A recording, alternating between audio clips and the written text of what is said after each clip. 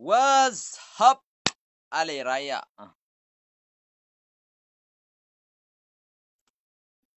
Hiikmaan inni qabu amma nan jedhamu.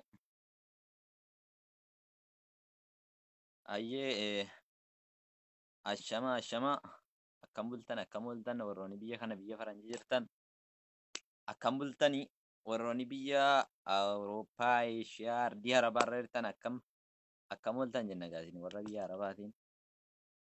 Sa as fakkaataa biyya keessanii reef dhiyaaraasii immoo reef bari'aa jira biyya faranjii kana በጣም ከባድ ነው እና ፕሊስ ሼር ወሊ ጎዳቲ ያ ጋን ስቲም ማታ ኮቴንስ ዋይን ራድ በድ ጅራ ወአለይኩም ሰላም ወራህመቱላሂ ወበረካቱ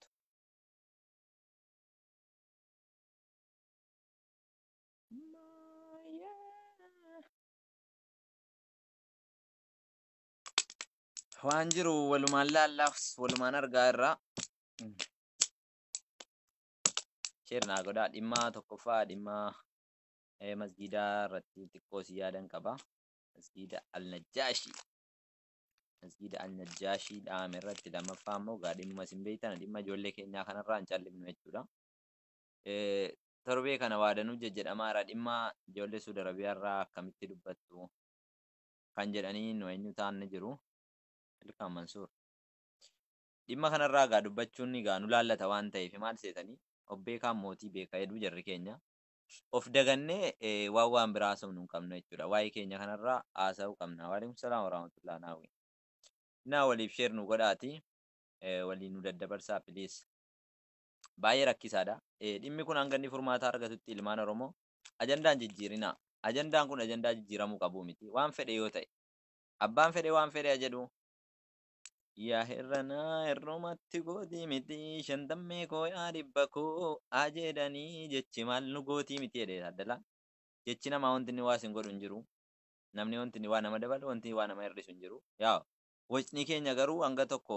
furmaata ni buusa beeytanii yoo har'a wacne yoo har'a iyyine yoo har'a boonye jenne furmaata ni buusa akkuma kaleessa yeroo waan tokko irratti ummata juuntaa wajjin dhaabbatee mootummaa takaaluudhaan mootummaa jala dhaabbatu taakkoo ta'ee dhaabbatu ofirraa iyyine ofirraa deebisaa turre bu'aa hedduu agarsiisne addas illee yookaan iyyine dhimma kanarratti bu'aa ni agarsiifna maaliif irra caalaa garuu qaamni mootummaa gaafati waa'een tokko waan jara qeequ gaafati dubbattu sin nagaanu amma guruppii hedduu keessatti qaamotni mootummaa gurguddoo bala silxaanaa wajjin waliin jijjirra gaafa nuti waa'ee dhimma hidhamtootaa dubbannu illaalanuyyu waan taasoftuyyuu dhaggeeffatanus illaalanu deebii irratti hin kennan maaliif niqat jedhama kun afaan amaaraatiin niqat jette warra amaara sirna amma jijjiirama dhufe kana keessatti jijjiirama kana kan didde wayyaaneedha ifaan ifatti kan immoo keessaallee fudhanne warri amma ganda keessatti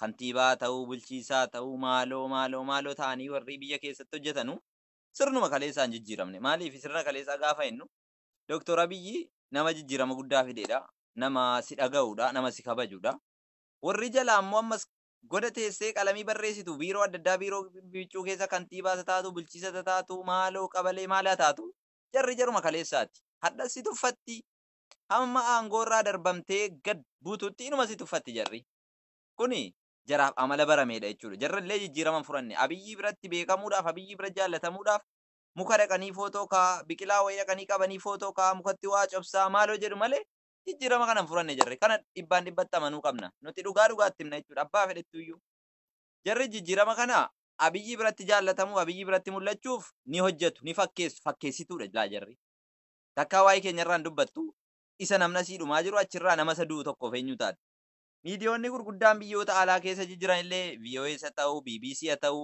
miidiyaan Itoophiyaa silaa miidiyaan Itoophiyaa waa'ee mootummaa bara Sillaases bara Dargis bara Mallasis bara Hayilamaaramis bara Abiyyis wanti isin beekuu qabdanu mootummaan qeequ mootummaa jala hojjeta waan ta'eef jara kanatti ilaalamu ittiin faradamu warra ala ta'anii immoo amma BBC fi VOA maaloon jettan kuni godina Wallagga lixaatti nam tokko du'eera godina Jimmaa godina Harargee lixaatti wan tokko du'eera maaloo jinnii qebitiroo itti nama saasii guyyaarraa dhumaa oolu morraan dubbatan waan nama ajaa'ibu waan nama gaddisiisu keessa nama hidhamee hidhaa keessatti guyyaarraa 200 300 bakka tokkotti hidhamee guyyaarraa osoo hin du'in irraan oolle kana hin dubbatanu dantumatti hin qabanu oromoo yetti malee miidiyaan addunyaarra jirtu guutuun miidiyaan maqaa oromootiin daldaltus ta'e dhaaboliin siyaasaa oromoos ta'e oromoo niidiidha.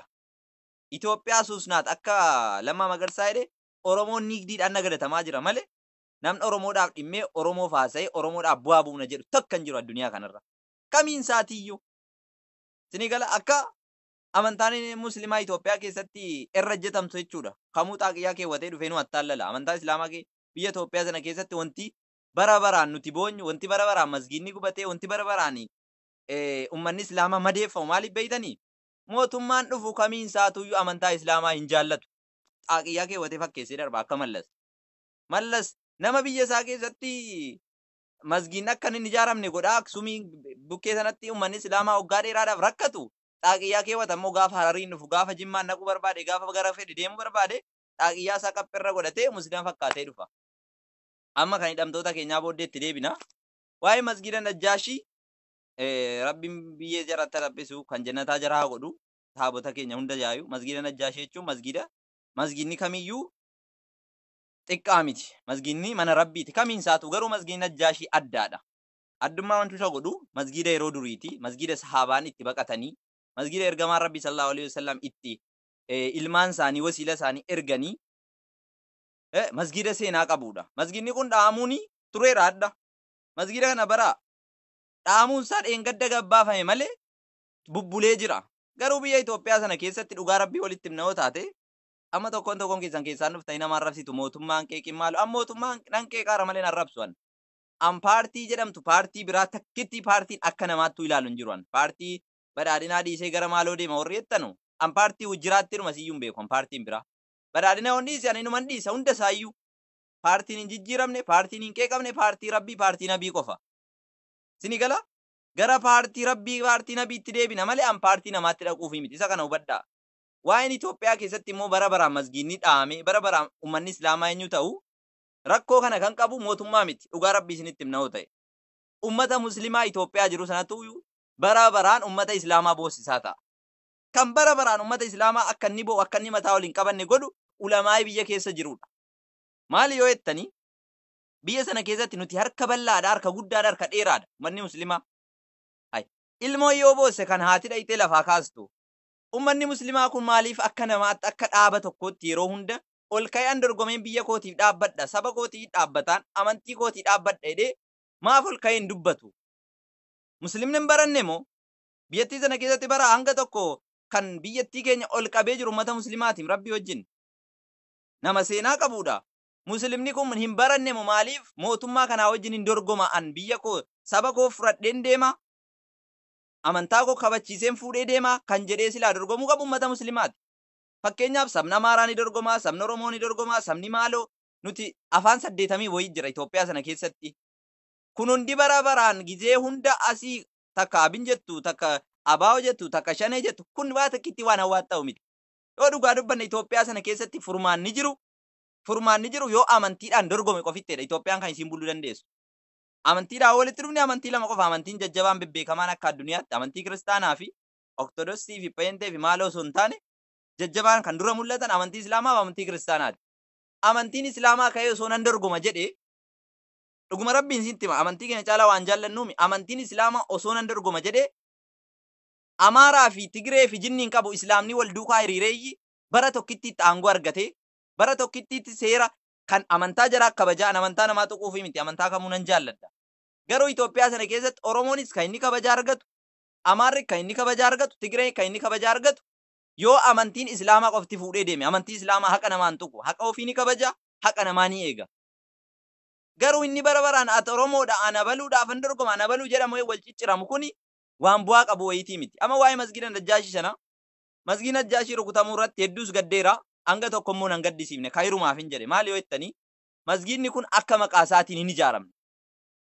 Hanga maqaa isaa hin arganne waan isa madaaluu hin arganne masgiida Najjaashii jechuun sila akka Itoophiyaatti masgiida beekamee seenaadhaaf illee qajeelfamee bal'ifamee ijaaramee akka daawwannaadhaaf illee ta'u biyyoonni adda addaa gaafa jarri dhufan simatee biyyoota keessaallee gaafa namni daawwatu simatamee waan guddaa godhamuu qabu.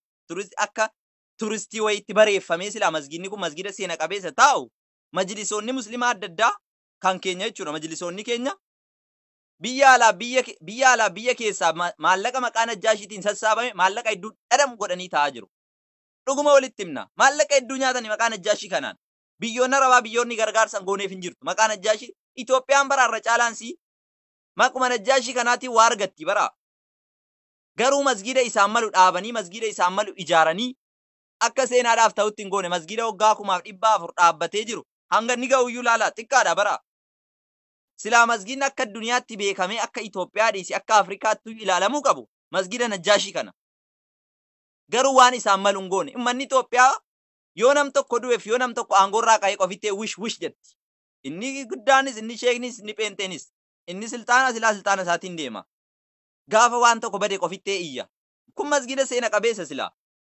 Masgiida yeroo kamiinuu osoo balaan ittiin dhufiniin dura eegamee bira dhaabbatamee jedhamuu qabu rukutameeyyuu guyyaa 15 guyyaa 20 booddee dhaga'ame. Kana gaafan jedhu mootummaa dha'ee miti. Biyya keenya sana keessatti ramshaa gurguddaa ture balaa adda addaa deemaa ture argaa turtani keessattuu bakka ramshaan kun itti uumamedha wanti kuni. Garuu wanti uummanni keenya mootummaa kana komatu gaafa waa'in masgiidaa kun ka'u gaafa waa'in masgiidaarra miidhaan ga'u maaliif dura bu'ee ibsan kennineedha duuddanii warri teessan yaaduudha. Amantii keenya caalaa abbaa feene hin jaallannu haadhaaf abbaa keenya hin jaallannu amantii keenyarra mootummaa kana dhiisi. Gaafa masgiidni tuqamu maaf mootummaan utaalee gabbayee akkuma kan kaanii ibsatti hin kennineedha. Wanta biraa miti wanti namni fuudhee sirratti kaa'u mootummaa keenya irrattis wanti namni waa fuudhee lattafu of beekuu qabdu of ilaaluu qabdu isin. Dura buutanii waan kana irratti naannoo isaatti argamee qaamonni keessan keessaa baraa isin ofii of jibbisiisaa jirtu nuti isin jibbaan qabnu. Qumna gara walitti himna yoo ta'e mootummaan kun rakkoon isaa maa inni beeytanii shillaa baay'isa. Namni shillaa jedhu immoo ofiin akka namni isa jibbu godha. Yeroo hunda badii adda addaa fuudhamee yeroo isaa kennamu waliin qoddataa turre waliin iyyaa turre garuu kana booddee wanti nu waa'ee karaatii waa'ee amantaatii waliin qoddannu hin jiru. Gaafa rakkoon tokko bakka rakkoo sanatti miidiyaa 50 ol qabdanii miidiyaa tokko ergitanii wanta akkanaa akka kana ta'eera. Qaaman beekamneen kalas qaaman beekamneen jedha. Osoma beeytaniyyuu qaamni kun rakkoo uuma yoo jettani. Fakkeenyaaf amantii kiristaanaat amantii musliimaa yoo ta'e kun qaama mushkilaa fida. Kiristaanaat muslima jedhame. Wamma beeta kiristaanii wayii waa ta'e naan muslimat akkas godhee jedhame kun rakkoo fida Itoophiyaa sana keessatti. Rakkoon isin qabdan hin dubbattanu gaafa namni ba'aa tokko fuudhee isinitti kennu. Barqee kana keessaa waa tokko badee naanii na gaafatame anaqqee kana keessatti jira. Yoon callise yookiin agarre yookiin waan akkanaa dhufee darbe yoon jedhee hin dubbanne yoon nan callise ta'e aanatti gaafatamaan qe'een keessa jirutti. Kanaafuu rakkoon mootummaa Itoophiyaa shillaa bayii qaba. Shillaan jedhina keessattuu amantaa kana lachan irratti beeta kiristaanis haa ta'u masgiidas haa ta'u gaafa miidhaan tokko dugoon tokko gaafa itti darbatamu irratti ejjennoo keessan jabeessitanii akka namni kun miira keessan galle amma miira keessa uummata galchitu. Gaafa isin akkana callistanu amantaa keenyan jaallatu mootummaan jedha uummanni kabaja amantaa keenyaatiif hin qabu jedha. Ammoo too ka'ee kan beeta kiristaanii ta'e yookiin waa biraa ta'e balaa buuftanii boossanii silaa achirratti ammas ibsa kennitu. Inni kun garaagarummaa amantaa eenyu islaamaa mul'isa. Kanaa ennaan isin dhaqaati silaa mootummaan kamiinuyyuu mootummaa naqaan hojjetu hin jiru. Mootummaan kan rabbii malee mootummaa naqaan hin jiru. Fakkeessuudha fakkeessaa. Akka uummanni kun fuula isinirraan garagalle fakkeessaati wanta akkana godhameera. Isinii wajjin dhaabbanne obboleewwan keenya warra amantaa kiristaanaa hordofan amantaa beente kamiinuu haa ta'u waliin dhaabbannee masgiida seena qabeessa kana ijaarra jettanii osoo dura buutanii ibsa kennitanii miidiyaa keessaniin. Uummanni islaamaa ciccin jedhu uummanni islaamaa garaa bal'ata. Gara laafessa. Amma Itoophiyaa sana keessatti Oromoon gara laafessa garaa bal'ata. Oromoon ramoo gara bal'aan gara laafessi uummata islaamaati. Isinii galaami garuu isinoo sat rakkoon tokko uumame sat keessattuu waa'ee amantaa islaamaa irratti hedduun keessan ciccittu yeroo hedduu masgiidni gaafa gubatu gaafa inni miidhamu gaafa inni itti wacamu miidiyaan ibsan kennu miidiyaan maaliirra taa'anni taa'eetuma biqilaa dhaabate bishaan itti naqaa ollee adda caaltu saamii hadha jimmaan jirti hadha arsii jirti hadha jinni kana qofitti nutti nu odeessina. Ummata fudhadhaa deemaa gara hundaaniyyuu ummata qabadhaa firfirsaan deemina ummata narcaasinaati ummata keessan seeraan qabadhaati deema. Masgiidni kun amma akkas ta'uunsaa erga kayri jennee wanti ta'e tokko ta'eera waan goonu hin qabnu hojii jaraaf kennu mana rabbitu tiskata. Mana isaa isattis ka warra diiguuf jedhu diigamee bada laala. Dabratsiyoon osoo as Aksumiin keessatti uummanni islaamaa bakka itti qabaramu dhabe as naannoo kanatti hin dhaabbatu beeta masgiidni hin dhaabbatu Daani'el Kibraffaan akka makkatti dhaqamee beeta kiristaaniin ijaaramuuti as Aksumiin bukkeetti yoo masginni ijaarameedhanii tuula fallafanuu rabbi nu dabarsiyoonii achiin balleessee bakka isiin jirtu hin beeynu hadha. Akkuma sana baddi jechuudha nama amantaa islaamaa to'i. Amantaa islaamaa amantaa haqaati, amantaa dhugaati, amantaa nama hin cunqursine ofiif cunqurfama bara. Amma fakkeenyaaf namni daarii ulamaa tokkooti lafa qabdan osoo dhayitanii lafti kun kiyya jettani wallahi ulamaan sitti waata kan xiixu. Rabbitti kennatee sitti dhiisa malee siin hin karakkaru. Ulamaa dhiisi sheekni xiqqoon tokko islaamumti tokko namni rabbiin sirriitti beeku namni rabbiif rasuulitti amanu tokko yoo takka miitee jette rabbis si kennatee dhiisa malee si wajjin hin falmu.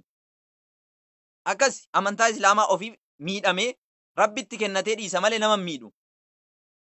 Kanaa jennaan gaafa rakkoon akkanaa hojjetame rakkoon akkanaa mul'atu dooftanii teessanii biyya isin bulchuu deemtanu ammaan Oromoo fi jinnii fi maaloo isa jedhanuu miti. Akka amantaatii osoo deemte qaata bilisoomti biyyi keenya. Akka amantaatii osoo deemte biyyi keenya qaata bilisoomti. Ustaazonni keenya kaadan maqaa firaachaa hin horbaachuu. Sodaa qaba ammanni musliima hamma dhaallee Itoophiyaa sana keessa sodaa qaba ol jedhee haasa'utti. Osoo sodaan qabaanne beeta kiristaaniin tokko eenyudhaan rukutamee torbee tokko bulaatuu miidiyaa irratti hin bahin. Bultii 15 booddee gabaafamuun kun maaliif? Ammallee uummanni islaamaa biyya Itoophiyaa jedhamu sana keessatti sodaa guddaa xonnee isaa keessa jira. Baasee dubbachuu irratti sanuu masgida Najjaashii.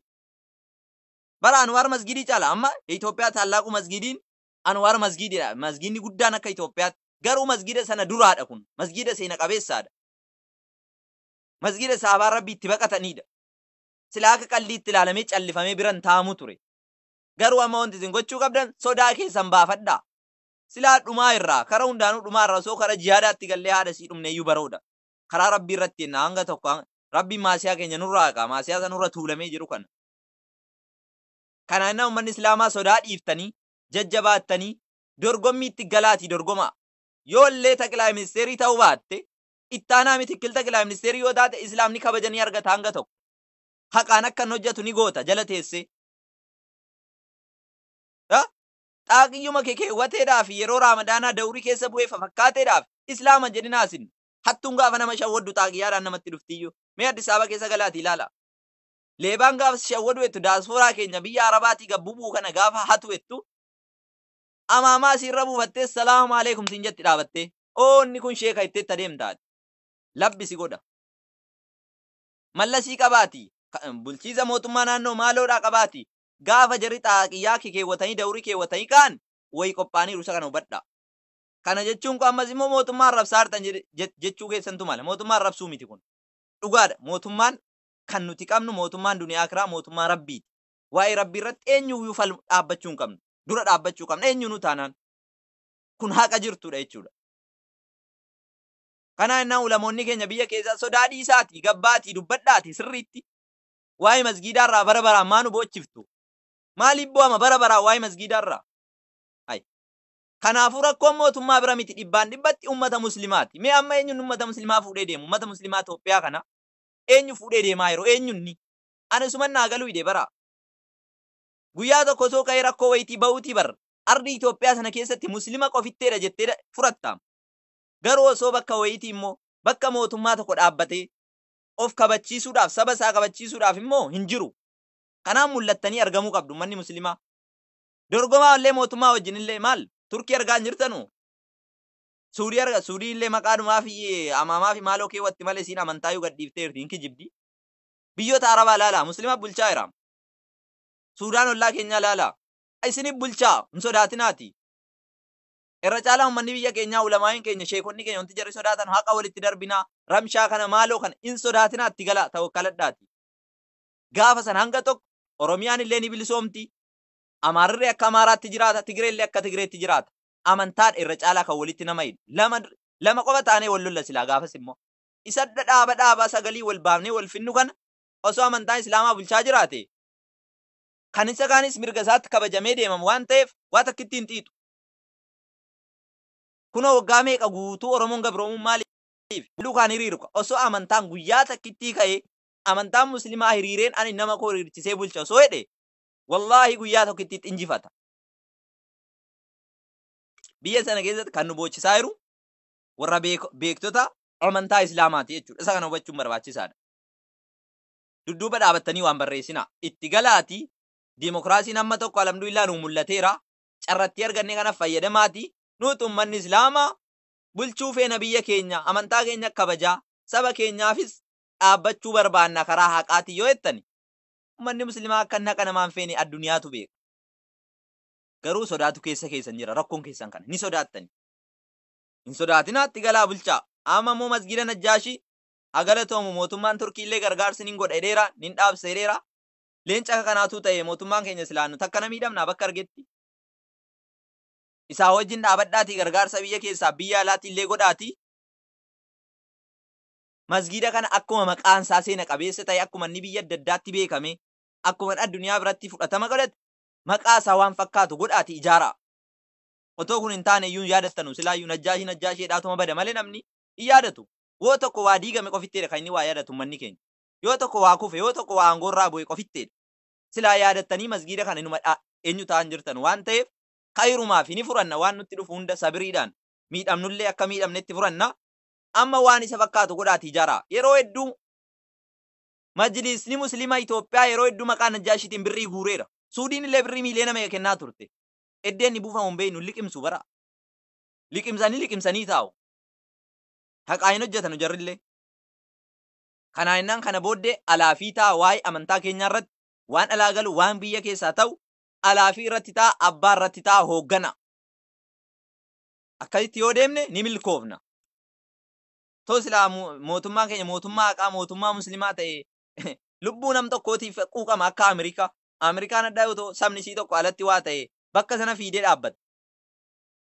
Keenyas akka ilmi namaa tokko itti kallaqamu rabbiin akka inni itti ilma namaa tokko kallaqu waan beekuuf silaa fiigee nu qaqqaba jechuudha. Mootummaan zabanaa jechuudha. Mootummaan addunyaa kamiin isaatuyyuu fakkaachuudha, fakkeessuudha. Irra caalaan isaa kana hojiinsaa. Sinii gala?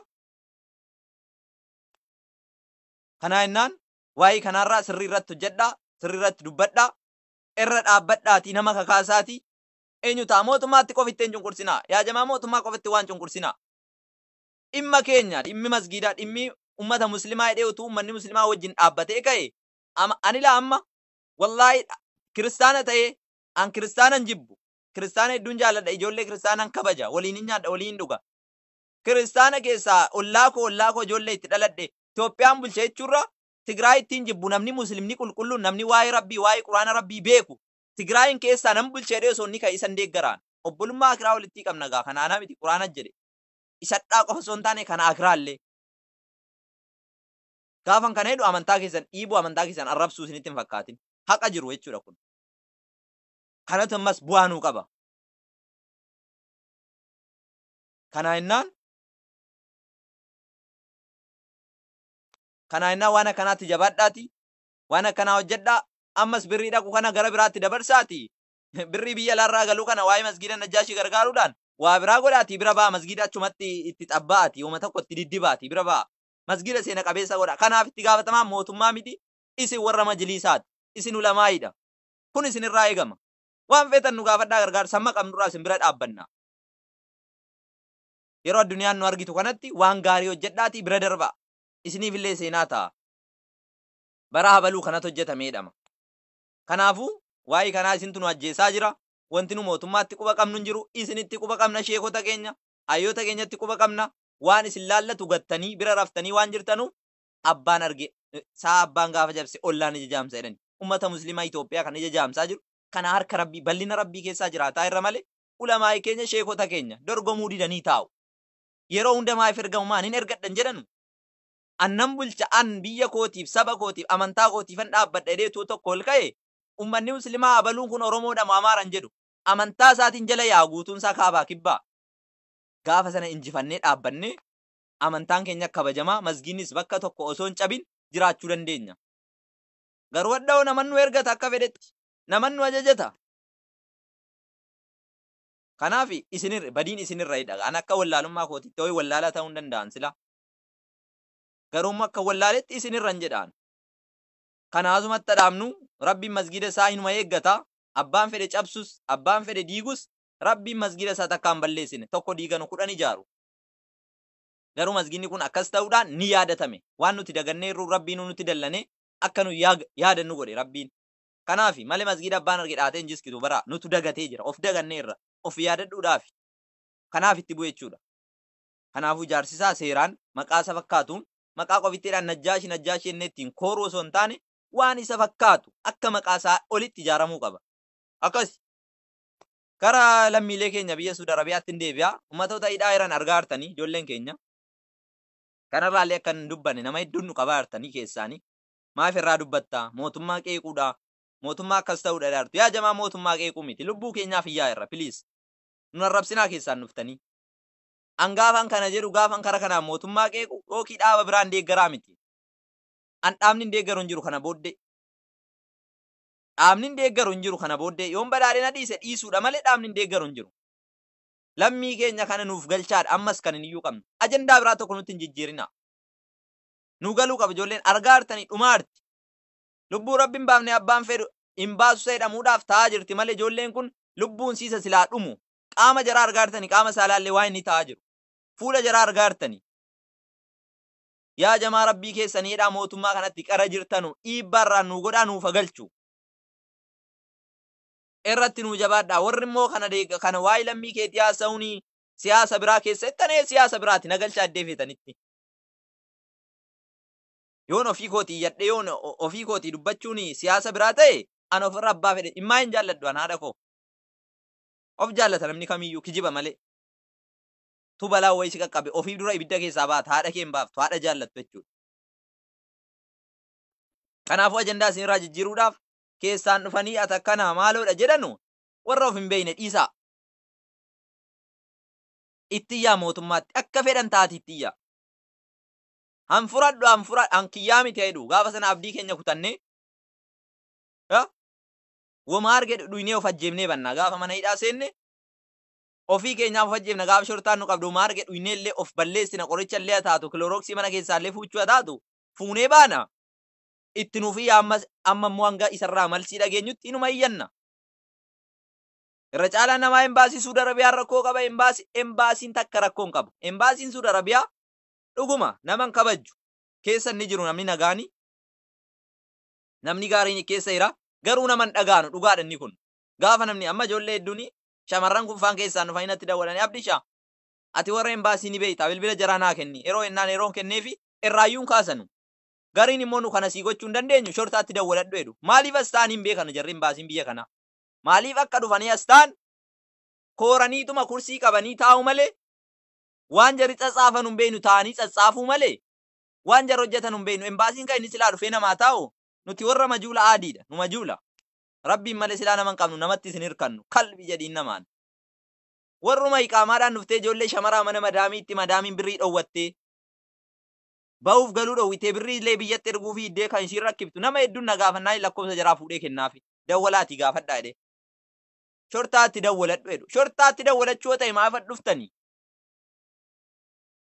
yoo shortaatti bilbilachuu ta'e maaloo eegaartuun biyya kana keessaa rigalaaka embaasii jechuun bara bakka bu'eetii kan inni dhufe afaan isaatiin tajaajiluudhaaf saba isaa sana waan inni fedhe guutuudhaaf miidhamaa isaa wajjin rakkoo isaa ifatti baasee mootummaatti dubbachuudhaaf wal qunnamsiisuudhaaf dhufee moo akkami akkam beekutti akkasi innas yoo shortaa dawwaladhu jedhaan ibboo aboo shortaan biyya shortaa inni kan rabbii isinaaf fuudhu shortaa kan rabbiitti isin kennannaa nuti keenyaa miti ijoollee keenya rarrakkattee isinitti dawwalattu furmaata kaafii iqaamaa ni qabdanii bakka buutanii jirtu embaasii jechuun lammii isaa afaan isaatiin tajaajiluudhaaf dhufee taa'e afaan amaaraatiinis afaan oromootiinis ka'ame garuu salaamni maa inni wajjin keessan teessanii immoo vaayivarii nama jantumo isinis moo eenyuta biyyii qeeqaa yookiin immoo eenyu mootummaa arrabsaa jira jettanii ilaaluudhaaf dhuftani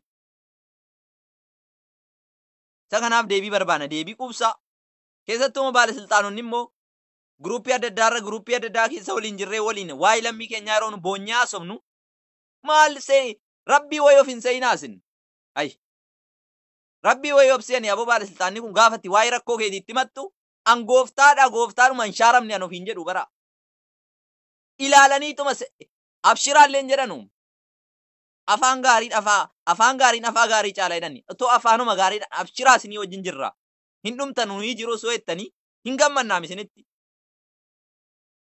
garaan hin gubinaa garaan hin gubdaniittu aangoon kan rabbii qofitteedha.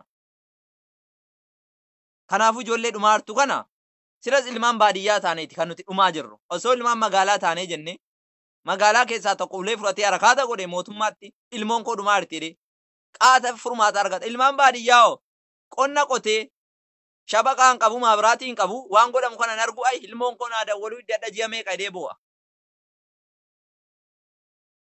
Boo'ichuma isaati malee waan ta'aa jiru kana isa nu bo'aa jiru kana isa ilmaan isaa dhumaartu kana hin argu.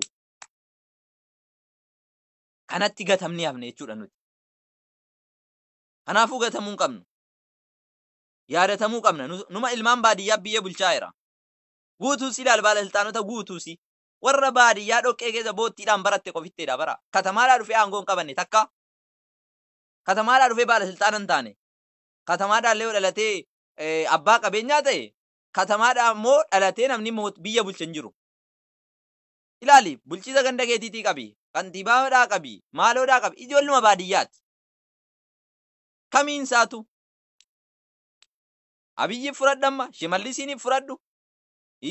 Jeneraalota adda addaa fudhadhu ijoollee baadiyyaati. Meera ijoolleen Addis Ababaa dhalattee eenyu ta'a bulchaa jirtu eenyu siin. Sobanii yeruma waa aangoo argatanii magaalaan lixanii isa jarra of waaman ilaalina. Kantiibaa gandaatii illee qabiiti ilaal ijoollee baadiyyaati. Garuu kan adda dhumaartus ijoollee baadiyyaati asitti ijoollee magaalaa tokko keessa hin jirtu. Hatta magaalaa isa guddaadhis magaalaa Jimmaa dhalattuun magaalaa Jimmaa tokko amma Suudi Arabiyaatti qaqamaa hin jirtu bara.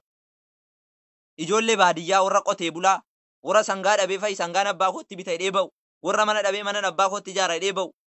Warra baratee barumsi isaa bu'aa dhabnaan kana hunda abbaa koo kasaarseen jiraadhu hidhee biyyaa ba'u. Kana qofitteedha. Kanaaf nama nu dhaga'uu dhabne jechuudha. Sheekonni keenyallee waan jarri calisanii nu ilaaluu wallaalle. Qellam Wallaggaa nam tokko du'eera irraa bu'ama. Jimmaa nam tokko du'eera irraa bu'ama. Harargee lixaatii nam tokko akkasii. Shawaa akkas lixaatii akkasii. Keenyan innas itti dhumu Oromoo miti. Sobdanii Oromoof hin dubbattan warra Oromoof dubbanna jettan. Isin taasifamne bara.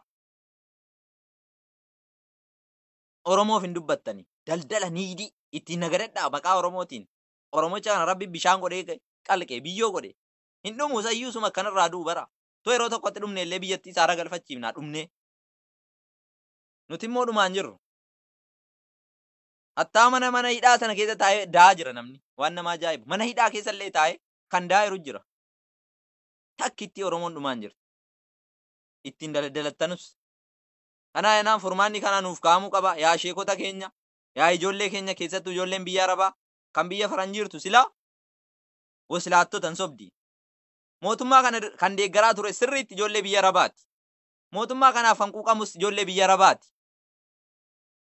Addas kan rakkataa jiru nuyi. Biyya Faranjii ilaala itti baanii abiyyi daawun jedhanii abiyyi arrabsuu malee maal bu'aa maalii buusanii warri biyya Faranjii jiran. Ganamaa galgala abiyyi xiqqeessuu malee. Nuti warri biyya Arabaa takkaa gabbaanii xiqqeessineerraa faarsuu malee, isaaf arrafamuu malee, isaaf dhaamuu malee, isaaf fiiskamuu malee. Garuu kabajan qabnu nuti maaliif? Ta'uun qabu kun silaa. Gaafan akka jedhu ijoolleen tokko tokko abiyyi qeeqaa gaafa hin arrabsaa miti. Kunillee wallaalummaa keessani. Hin arrabsina abiyyi. Warra arrabseetu kasaaraa galee qilintoo ciciisaa jira. Bu'aan qabu nama arrabsuun. Qeeqaa kara nagayaadhaan gaafadhaa gaafii keessan. Gaafii mirgaa gaafadhaa. Iyyadhaa. Haqaan rabbi. Haqaan yoo iyyite yoon isi dhaga'uu dide rabbi si dhaga'a. Arrabsitee immoo xiqqeessitee immoo bu'aan tokko hin jiru footoo isaa gaddeeftee hanga hin deebisu adda. Ana biyyi nan jaaladha addallee borillee. Garuu dhimmi lammii keenyaa kun obbolaa koo kaleessanaa wajjin re'ee eegaa ooltetuyyuu na biraa achi galtee hadha dhumaarti qaamni isii. Too qaama fayyaallee jiraatti haa ta'u niyyuan. Qaama isii dhumaarti anoo taraa yoom na qaqqabnaa hin achi galee akkas ta'adha. Ofii mataa kiyyaa sodaadheetani. Kanatu nu iyyisiisaa jira. Kanaafuu miidiyaan ala kanaa iyyitu nama tokko biyyatti du'ee dhiise aduu qadaa du'aanni biyyaa. Otoo nyaatoo osoo dhuguu du'aa jira. Kun osoo iyyuu sakaraa keessa taa'ee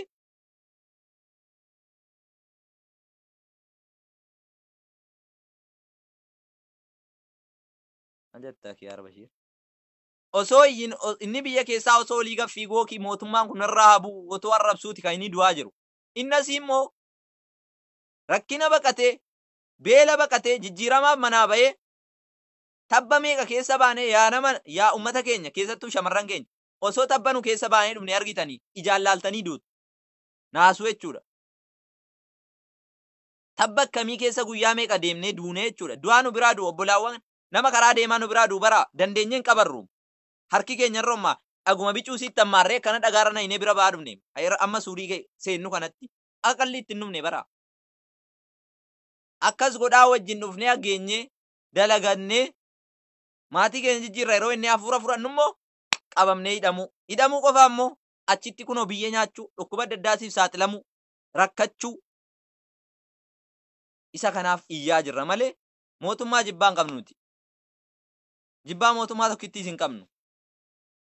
An mootummaan taa'ee hin beekuan mootummaa arrabsee hin beekuan hin arrabsu hadhallee borillee yoo hin deeggaruu dhiise deeggaruun ni isaan.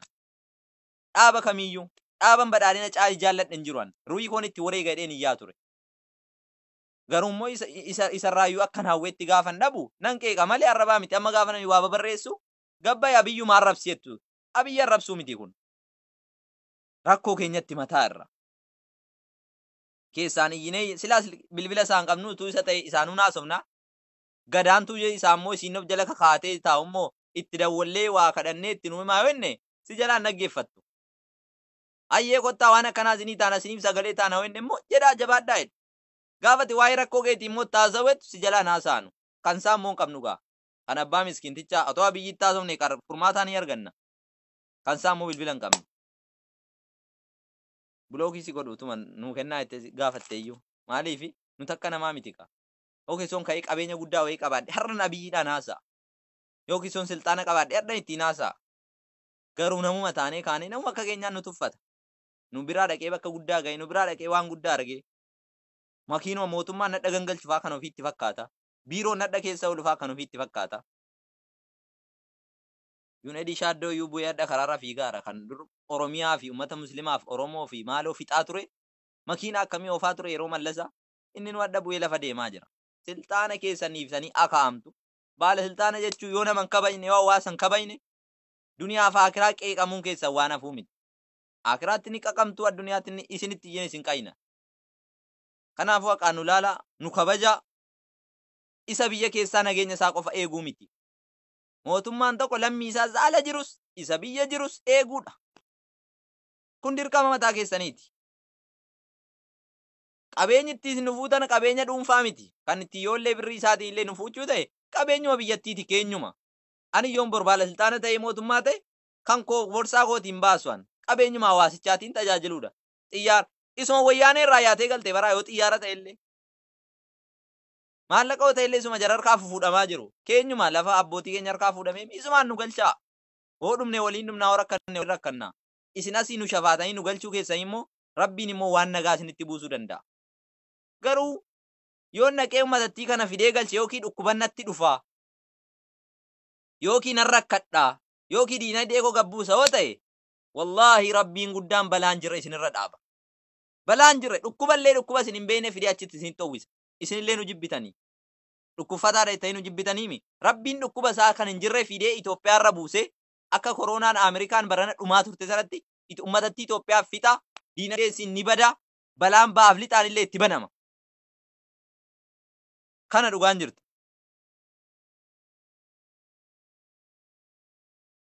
Maal jettan hawwumsaaf nu kabajaa.